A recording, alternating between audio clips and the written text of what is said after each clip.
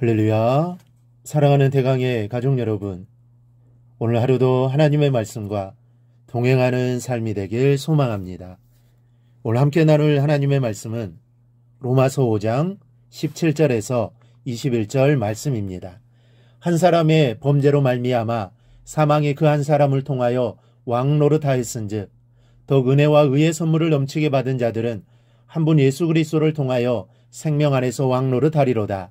그런즉 한 범죄로 많은 사람이 정죄에 이른 것 같이 한 의로운 행위로 말미암아 많은 사람이 의롭다 하심을 받아 생명에 이르렀느니라. 한 사람이 순종하지 아니하므로 많은 사람이 죄인 된 것 같이 한 사람이 순종하심으로 많은 사람이 의인이 되리라. 율법이 들어온 것은 범죄를 더하게 하려 함이라. 그러나 죄가 더한 곳에 은혜가 더욱 넘쳤나니 이는 제가 사망 안에서 왕노릇한 것 같이 은혜도 또한 의로 말미암아 왕노릇하여 우리 주 예수 그리스도로 말미암아 영생에 이르게 하려 함이라. 아멘.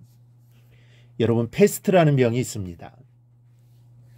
이 질병은 한때 중세 유럽 전역을 강타하여 엄청난 수의 생명을 앗아갔는데, 이 당시 중세 시대에는 이 전염병으로 인해 마을 전체가 쑥대밭이 되기도 했습니다.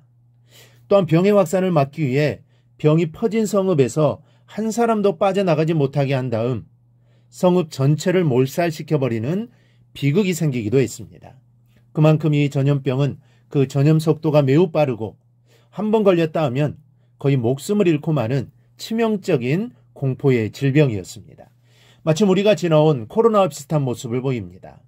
이 코로나도 마치 패스트처럼 전염 속도가 매우 빨랐고, 이 초기에는 한 번 걸리면 노년층에서는 치사율도 매우 높았던 적이 있습니다. 지금 백신도 있고 치료도 잘 되어 있어서 안심할 수 있습니다. 하지만 아주 무서운 병이었습니다. 그런데 이 공포의 패스트보다도 더 무서운 세균이 있습니다. 바로 죄의 세균입니다. 이 병균은 인간의 육신을 살상하지만 이 죄의 세균은 보이지 않는 영을 죽이는 무서운 독소라는 점에서 그 어떤 세균보다도 무섭고 또 그 어떤 세균보다도 더 빨리 전염되는 특징을 가지고 있습니다. 이 참으로 예석한 것은 최초 인간 아담이 이 죄의 세균에 감염되고 말았다는 사실입니다. 아담은 선악을 알게 하는 나무의 열매를 따먹지 말라는 하나님의 명령을 거역하고 따먹습니다. 그리고 그 죄를 모든 인류에게 전염시켜 인류로 하여금 죽음을 면치 못하게 만든 장본인이 되었습니다. 왜냐하면 아담은 모든 인류의 대표이기 때문입니다. 마치 대통령이 외국에 나가 체결한 결정은 대한민국의 모든 국민들에게 영향을 미치듯이 아담의 결정이 모든 인류의 결정이 된 것입니다. 아담이 죄를 지음으로 그 죄가 원죄로 우리에게까지 오게 된 것입니다. 그러나 다행인 것은 하나님의 사랑이 인간의 범죄에도 불구하고 조금도 변하지 않았다는 사실입니다. 하나님은 오히려 범죄에서 죽을 수밖에 없는 인간들을 위하여 독생자 예수 그리스도를 보내주셨고, 믿는 자는 누구든지 예수 안에서 살 길을 열어주셨습니다. 바울은 오늘 본문 17절과 18절에서 이렇게 말씀합니다. 한 사람의 범죄로 말미암아 사망이 그 한 사람을 통하여 왕노릇하였은즉 또 은혜와 의의 선물을 넘치게 받는 자들은 한 분 예수 그리스도를 통하여 생명 안에서 왕노릇하리로다. 그런즉 한 범죄로 많은 사람이 정죄에 이른 것 같이 한 의로운 행위로 말미암아 많은 사람이 의롭다 하심을 받아 생명에 이르렀느니라. 비록 아담은 인간을 사망의 수렁에 빠뜨렸지만 예수는 온 인류를 그 수렁에서 건져내셔서 사망에서 생명으로 옮겨주셨다는 것입니다. 그러면 사망에서 생명으로 옮겨진 사람은 어떤 사람입니까? 19절에서 말씀합니다. 한 사람이 순종하지 아니하므로 많은 사람이 죄인 된 것 같이 한 사람이 순종하심으로 많은 사람이 의인이 되리라. 의인이 된 사람만이 생명을 얻는다는 말씀입니다. 중요한 것은 의인의 정의입니다. 여기서 의인은 인격과 성품이 의롭게 된 사람이 아닙니다. 만약 인격과 성품이 완전히 변화된 의인만이 생명을 얻는다고 하면 저는 여러분 중에 구원받을 사람은 한 사람도 없습니다. 하나님을 믿고 산다고는 하지만 아직도 부족한 것이 많기 때문입니다. 저나 여러분이나 때때로 약해져서 인간적인 본성을 드러내고 말 때가 얼마나 많은지 모릅니다.